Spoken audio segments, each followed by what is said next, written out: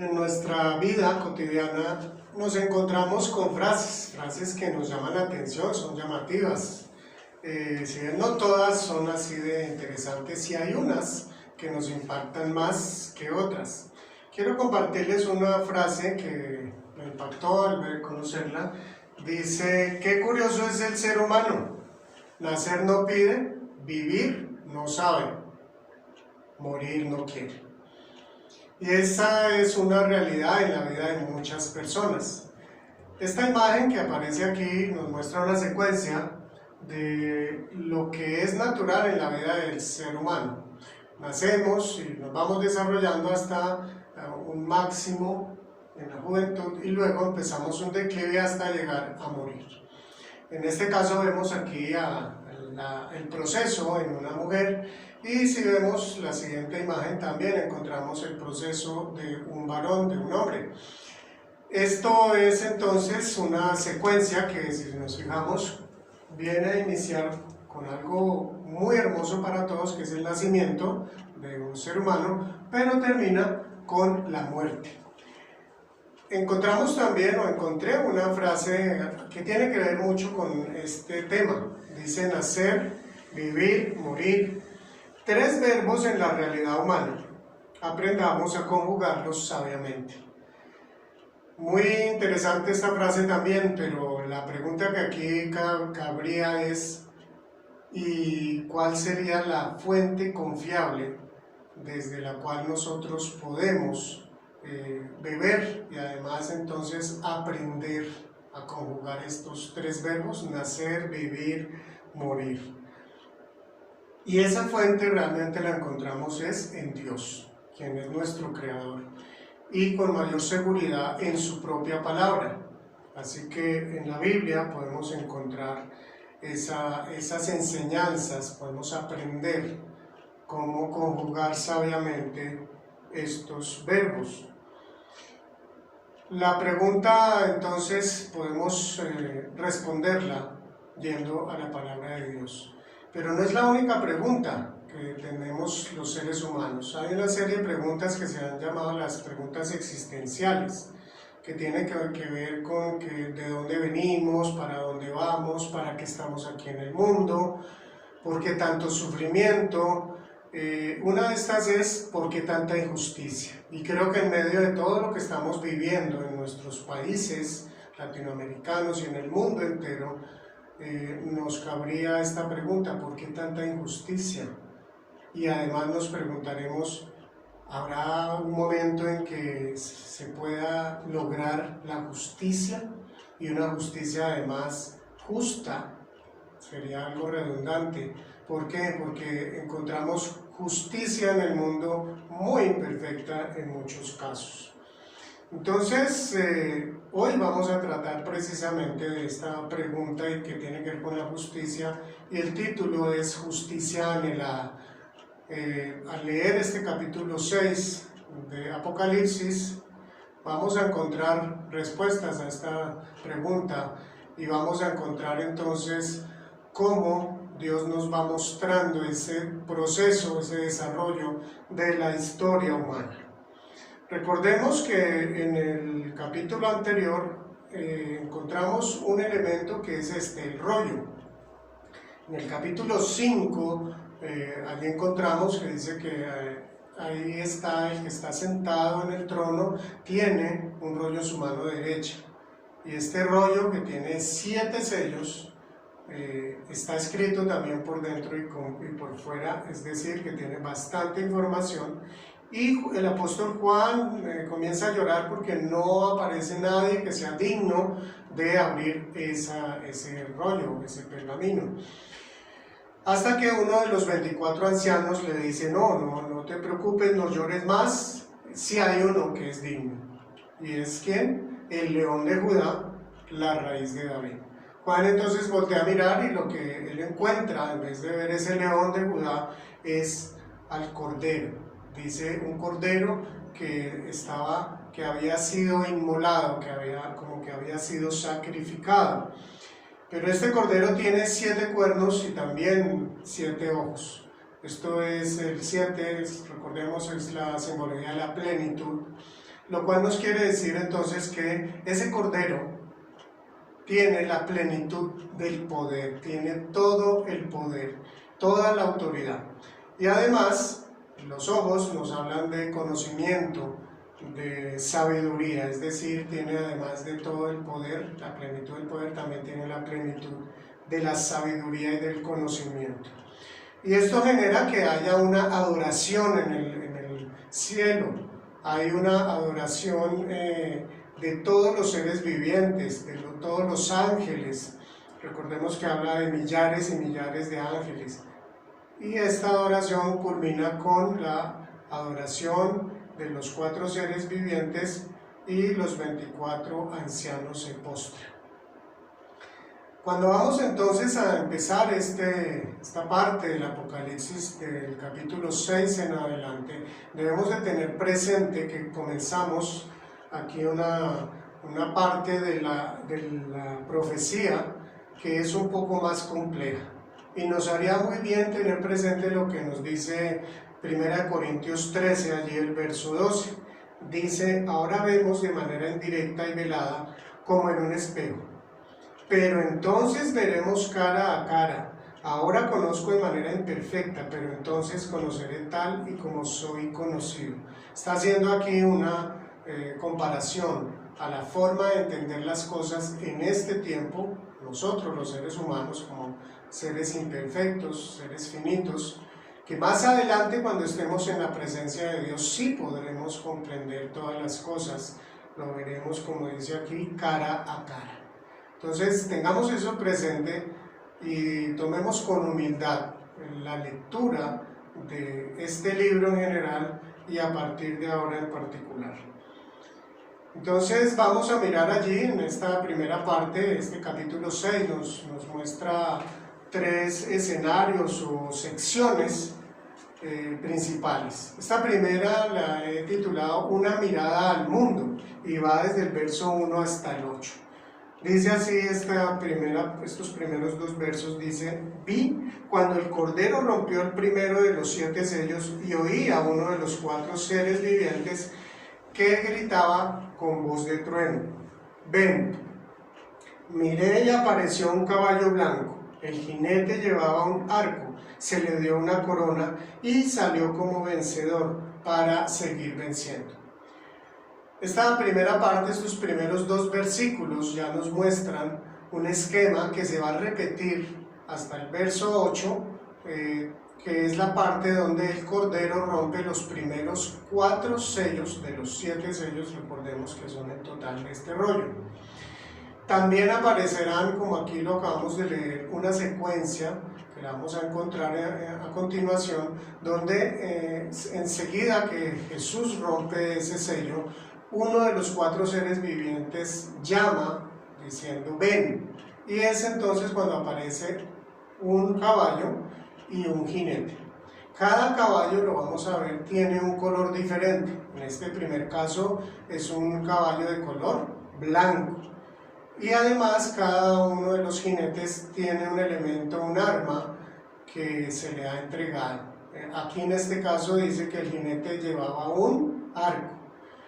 Y en particular dice aquí que se le dio una corona, se le dio en este sentido autoridad y salió como vencedor para seguir venciendo.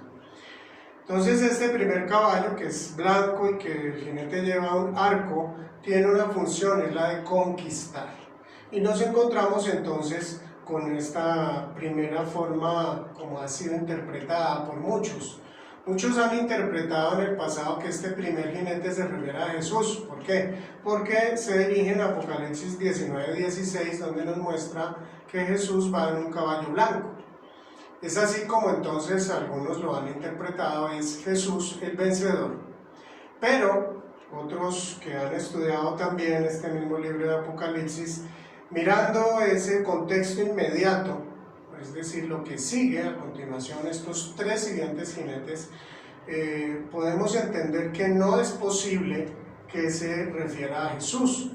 ¿Por qué? Porque los siguientes 3 jinetes y caballos son, digámoslo así, situaciones que traen al mundo desgracia, sufrimiento, muerte. Por lo tanto, no podríamos pensar en Jesús. Entonces, ¿en quién podemos pensar? Se ha interpretado, y creo que bastante acertadamente, que es el anticristo, que imita a Jesús, que se parece a Jesús, que llegará a tener gran autoridad en el mundo, llegará a conquistar a muchos, engañará a muchos. Este entonces sería el primero de los 4 jinetes del Apocalipsis. Y vamos entonces a mirar una ilustración donde el artista ha plasmado cómo interpreta la forma de ver a los 4 jinetes. Entonces, el primer jinete, es el del lado de allá, es el jinete que va en un caballo blanco. Y así entonces lo vemos que lleva un arco en su mano y pues lleva una corona. Pasemos entonces al siguiente jinete. El siguiente jinete aparece allí en los versos 3 y 4 y dice así: cuando el Cordero rompió el segundo sello, oí al segundo ser viviente que gritaba: ven. En eso salió otro caballo, de color rojo encendido. Al jinete se le entregó una gran espada, se le permitió quitar la paz de la tierra y hacer que sus habitantes se mataran unos a otros.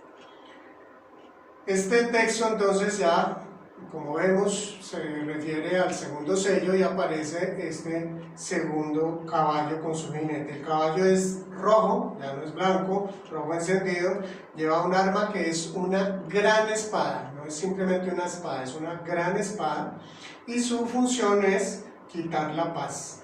Es decir, es un símbolo de guerra y de derramamiento de sangre. Tiene que ver con lo que dijo Jesús en Mateo 24:6.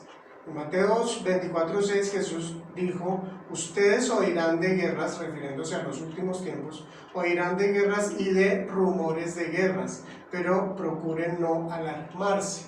Ahí está haciendo entonces Jesús una claridad sobre el final de los tiempos, y está entonces hablando de algo que ha estado presente en la historia de la humanidad, que es el tema de las guerras, los rumores de guerras, pero tanto este como el que sigue y los primeros 4 jinetes, entonces podemos ver que son situaciones que la humanidad está viviendo, pero que a medida que pasa el tiempo va en aumento. Es entonces la imagen siguiente donde encontramos este segundo de los jinetes, un caballo rojo y lleva una gran espada. Continuemos entonces, ahora pasemos al tercer sello, y dice así versos 5 y 6. Cuando el Cordero rompió el tercer sello, oí al tercero de los seres vivientes que gritaba: ven. Miré y apareció un caballo negro.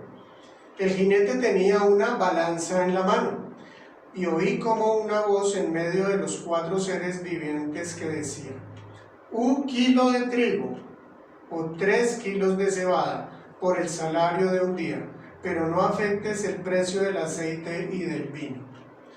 Aquí entonces aparece este tercer jinete con su caballo, un caballo de color negro. Aparece luego de que el tercero de los seres vivientes le haya llamado.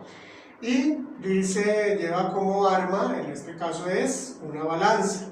Es un símbolo de comercio, no de justicia. La balanza, en nuestro tiempo pensamos que se trata de la justicia. No, aquí en este momento la balanza era un símbolo de comercio. ¿Por qué? Porque se usaba para pesar elementos para ser comercializados. Y su función es encarecer las cosas. Al mirar entonces esta parte, este pasaje, encontramos que el símbolo de este jinete con su caballo es de escasez y de hambre. Una escasez motivada también por la carestía, y podemos pensar incluso por el jinete anterior que lleva a la guerra. Después de una guerra hay o durante una guerra y después hay mucha escasez. Y es similar, este texto tiene que ver con lo que habla Jesús en Mateo 24 en el verso 7, en la primera parte de este verso. Dice Jesús: se levantará nación contra nación y reino contrarreino. Y entonces, a partir de este verso 6, que dice, oí como una voz en medio de los 4 seres vivientes, una voz que decía, 1 kilo de trigo, o 3 kilos de cebada. Se está refiriendo entonces aquí a un elemento que es digámoslo así, básico, y más básico aún en este momento, que es el trigo para la alimentación de todas las personas, pero en particular de la gente pobre. Se refiere entonces, cuando dice por el salario de un día, aquí en el original dice un denario. Este denario entonces alcanzaba habitualmente para alimentar, para comprar alimento suficiente para una persona y para alguien más o otros miembros de su familia. Pero está entonces hablando de un encarecimiento. Algunos han entendido que se ha llegado a no solo a duplicar o triplicar, sino a hacer 15 veces más costoso el alimento, según lo que se interpreta en este texto. Pero dice al final del verso 6, no afectes el precio del aceite y del vino. Se ha entendido también que este aceite y vino pues eran de consumo principal para las clases altas. Y entonces, en este caso, la injusticia se hace más evidente. Mientras las clases altas no se van a ver afectadas por esta carestía, los pobres sí van a sufrir más. Bien, entonces miremos la imagen de este tercer jinete, que va en su caballo negro y tiene una balanza en la mano. Continuemos con esta última parte, ya el cuarto sello de esta mirada al mundo. Versos 7 y 8 dice, cuando el Cordero rompió el cuarto sello, oí la voz del cuarto ser viviente que gritaba, ven. Miré y apareció un caballo hambriento. El jinete se llamaba Muerte, y el infierno lo seguía de cerca. Se les otorgó poder sobre la cuarta parte de la tierra para matar por medio de la espada el hambre, las epidemias y las fieras de la tierra.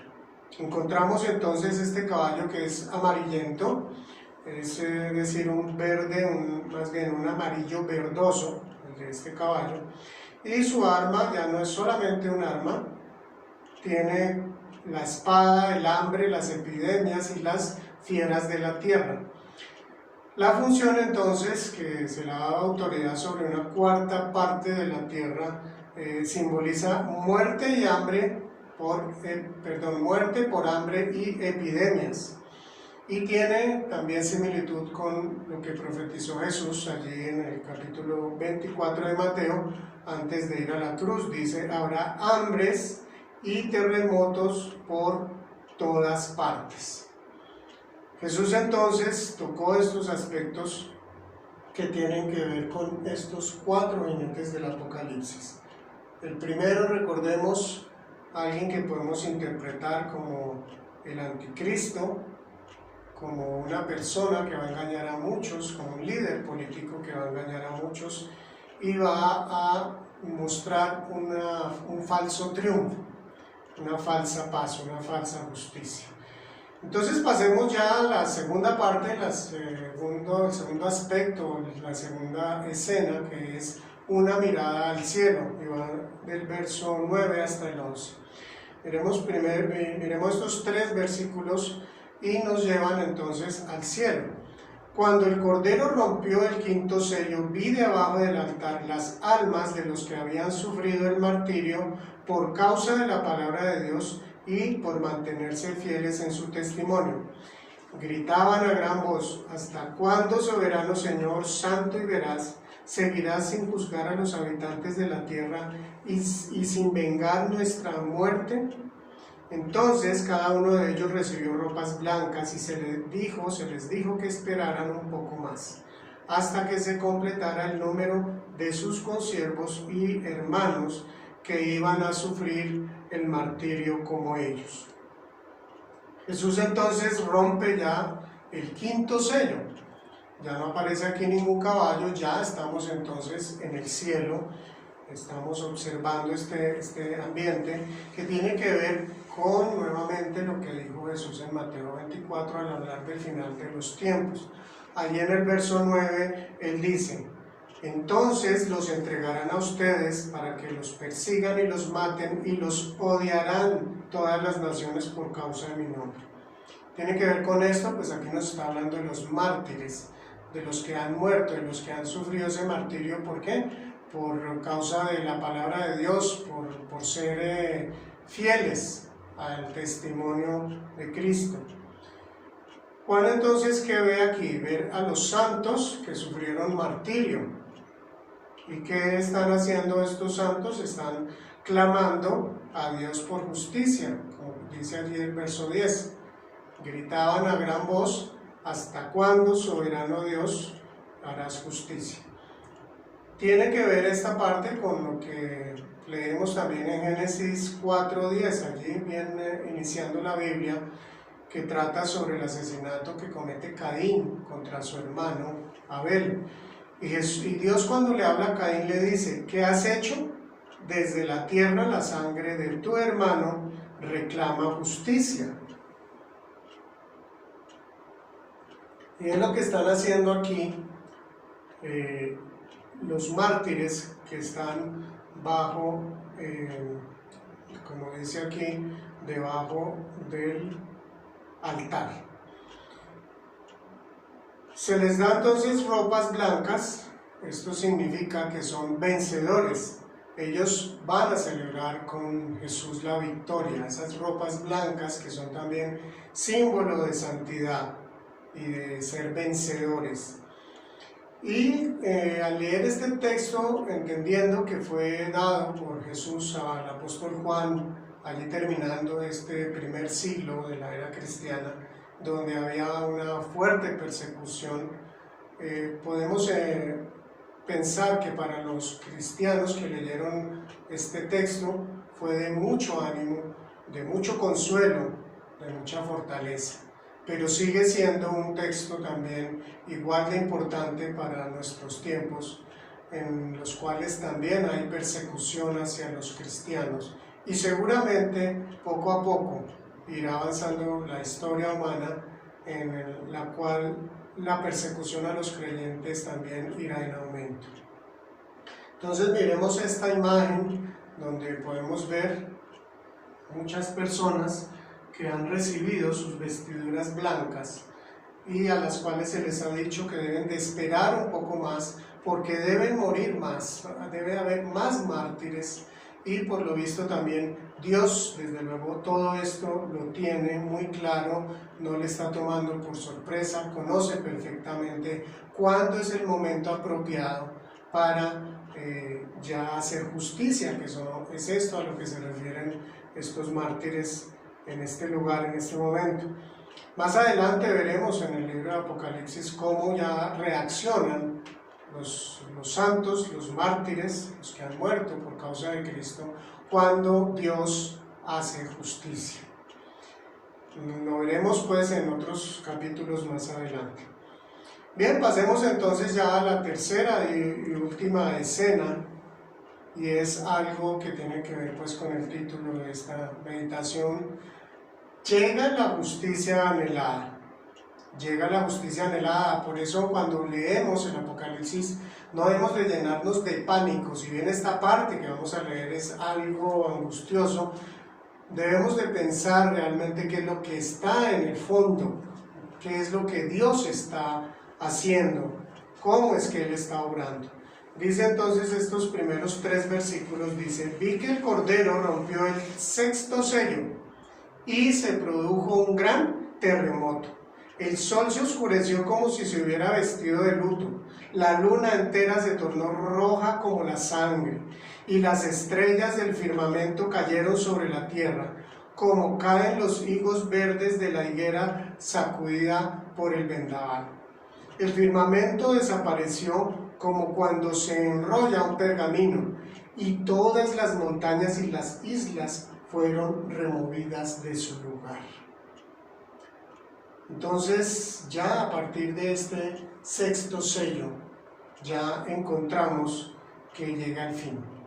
Llega el fin, comienza esta destrucción cataclísmica, encontramos esta catástrofe cósmica, que fue ya profetizada, y llama la atención que Jesús habló de ella, pero también en el Antiguo Testamento encontramos textos en diferentes profetas como Joel, Isaías, Ezequiel, Amós, Sofonías y Malaquías.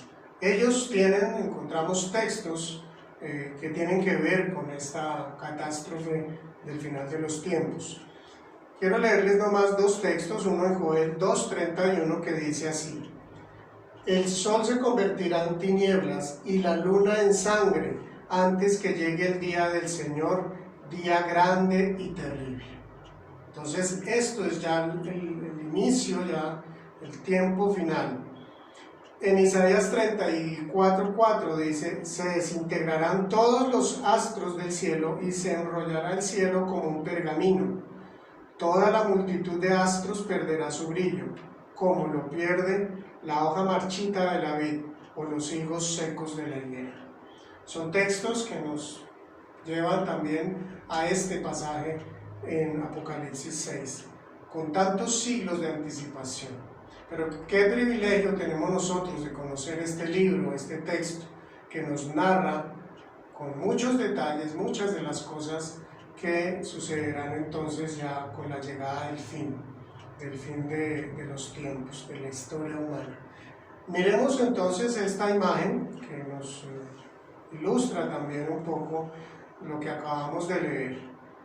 Habla allí en este texto que leímos que Jesús, el Cordero, al romper el sexto sello, se produce un gran terremoto y el sol se oscurece y la luna se torna roja como sangre, y que las estrellas del firmamento caen sobre la tierra.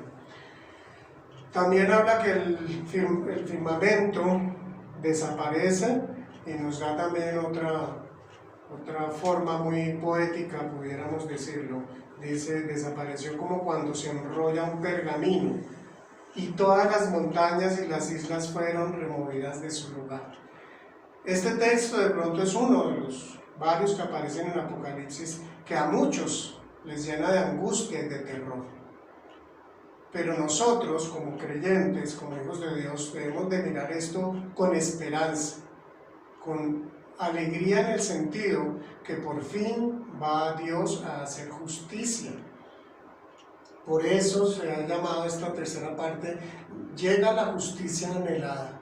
¿Cuántos de nosotros anhelamos que se haga justicia en muchísimos temas que conocemos de nuestra historia, del mundo en general? Incluso puede ser tú una de esas personas que has sido afectado por injusticia, directamente, o un familiar, una persona cercana. Tú has sabido de esa injusticia. En el caso de nuestros antepasados también es posible que conozcamos situaciones de injusticia. Y creo que somos muchos los que podemos hablar de esto. Anhelamos la justicia del Señor, queremos que Él venga para hacer justicia, no porque queramos ver todas estas escenas, pero Dios ha establecido que así va a ser la llegada de la justicia que Él quiere traer a esta humanidad. Entonces, esta destrucción cataclísmica tiene un propósito, no es una destrucción simplemente para dañar y para acabar el planeta Tierra. Miremos entonces ya los últimos 3 versículos, que son estos 15, 16 y 17, dice así: los reyes de la tierra, los magnates, los jefes militares, los ricos, los poderosos y todos los demás, esclavos y libres, se escondieron en las cuevas y entre las peñas de las montañas. Todos gritaban a las montañas y a las peñas: caigan sobre nosotros y escóndanos de la mirada del que está sentado en el trono y de la ira del Cordero, porque ha llegado el gran día del castigo. ¿Quién podrá mantenerse en pie?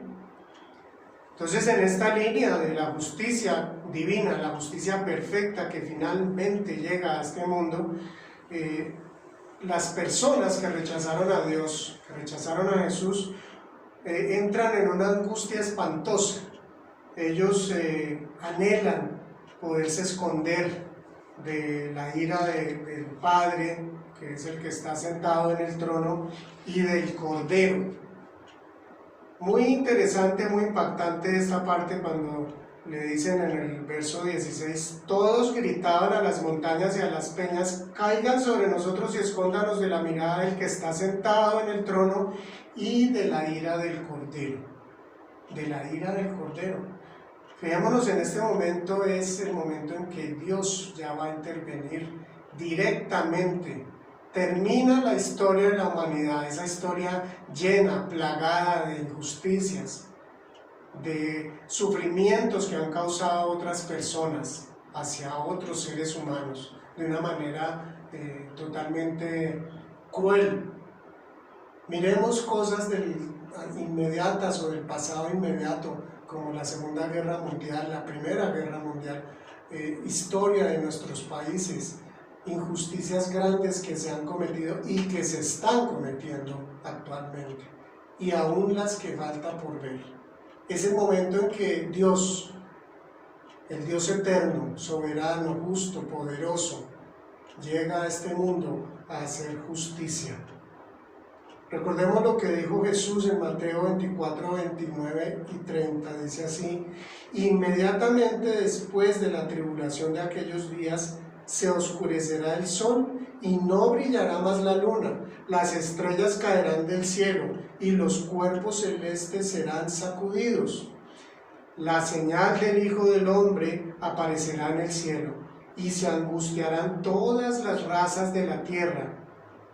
Verán al Hijo del Hombre venir sobre las nubes del cielo con poder y gran gloria.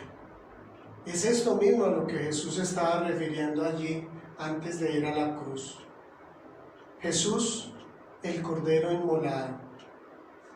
Este Cordero que cuando lo vemos parece absolutamente imposible de causar algún daño, algún sufrimiento, algún dolor. Es la personificación entonces de la humildad del Cordero. Pero recordemos que ese Cordero que vemos allí en este capítulo 5 y 6 del Apocalipsis es el Cordero que tiene todo el poder y toda la sabiduría, y Él va a obrar entonces en justicia para juzgar a todos los seres humanos. Nosotros, los seres humanos, que necesitamos aprender a vivir esta vida que tenemos, que no pedimos nacer, pero que tampoco queremos morir. Qué bueno que tomemos las mejores decisiones para vivir de la mejor manera. Y no solo a nivel personal, sino mi vida, que afecta la vida de otros, que yo sepa tomar las mejores decisiones para obrar en justicia, en amor, en misericordia, como Jesús mismo lo hizo. Pasemos entonces a estas 4 conclusiones. La primera dice: a pesar de todo lo malo que pasa en el mundo, Dios es el dueño de la historia y tiene la última palabra. Eso debe llenarnos a nosotros de gozo, de esperanza, en medio de tanta injusticia, de muertes que no debieran de haber pasado de la forma como han pasado y siguen pasando en nuestros países. Dios tiene el control de la historia, Él es el dueño de la historia y Él tiene la última palabra. La última palabra no la tienen los políticos, los líderes que obran de forma malvada, de forma ambiciosa, de forma que no le importa causarle daño a otros. Dios va a hacer esa justicia en la historia de la humanidad. La segunda conclusión: el sufrimiento causado por el pecado no es para siempre. Dios hará justicia y restaurará su creación. Esta justicia, este juicio al cual viene Dios, tiene un propósito. Él va a restaurar su plan original. Él va a quitar, a extirpar de la tierra la maldad, el pecado, que es la causa de tanto dolor, de tanto sufrimiento y de tanta injusticia. Tercera conclusión, dice, somos llamados a ser testigos fieles a pesar del rechazo y la persecución injusta del mundo. Hoy en día hay persecución hacia los creyentes. Eso sucede, pero a pesar de esto, de estas injusticias, somos llamados a ser testigos fieles. Te invito a que tú, como creyente, de una manera amorosa, entonces lleves ese mensaje de salvación. Esta cuarta conclusión dice así: anunciemos a otros con amor sincero el reino de Dios y su evangelio de salvación y esperanza. Este es el mensaje de salvación, pero no simplemente para cuando yo me muera entonces vaya al cielo, no. Es la salvación integral, es una salvación que comienza aquí, con una transformación de tu vida, de mi vida, de cada ser humano, donde el egoísmo es puesto a un lado y donde el amor verdadero, sacrificial como lo hizo Jesús, es evidente en nuestras vidas. Es el único mensaje de verdadera esperanza que trasciende todos los tiempos. El Señor te bendiga.